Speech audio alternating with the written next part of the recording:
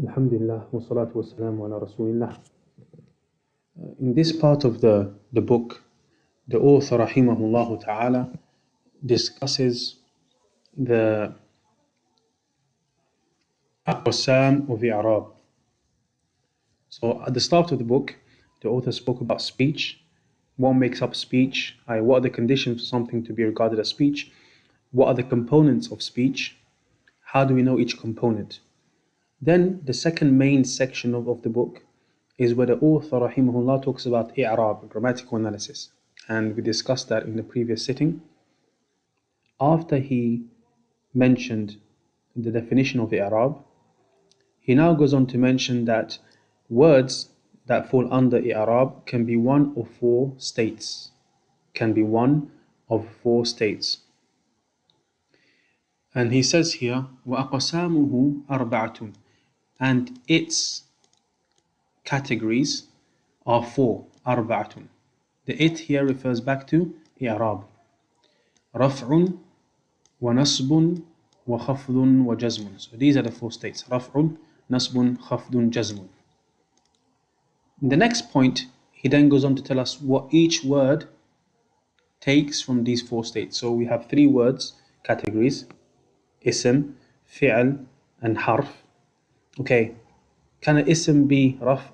Can it be nasb? Can it be khafd? Can it be jazm? This is what he discusses in the next point. So he says for us, فَلِلْأَسْمَاءِ مِنْ ذَلِكَ.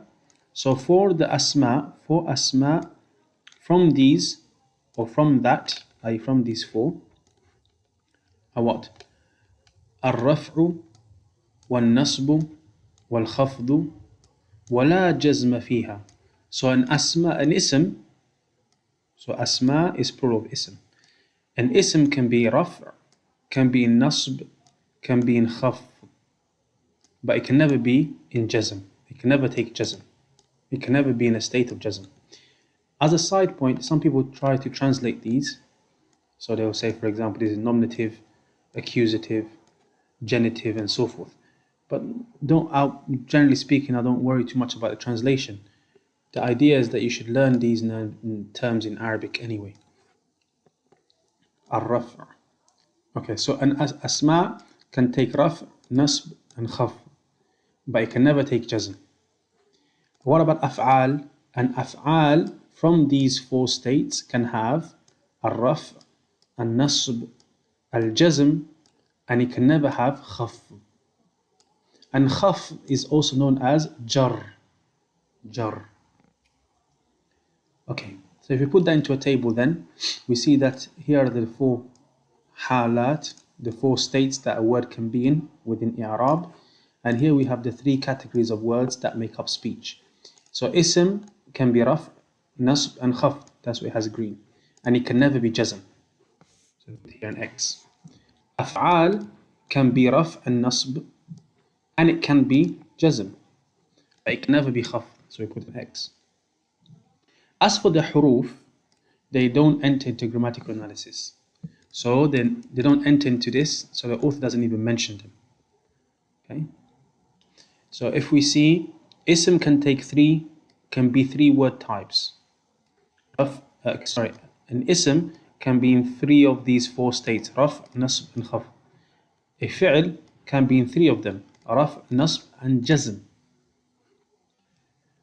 So we can see also, if we look at it from another angle, we can see that these four states, from them are two that are shared by the asma and the af'al, which are raf' and nasb.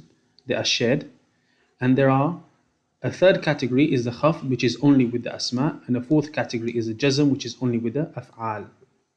And in the next part of the book, we start to look at the alamat, the sign. So raf' has 4 signs, nasb has 5 signs, khaf has 3 signs, and jazm has 2 signs. That's what he talks about in the next part, which is pretty important. It's an important part of the book, which the student of knowledge needs to know like the back of his hand.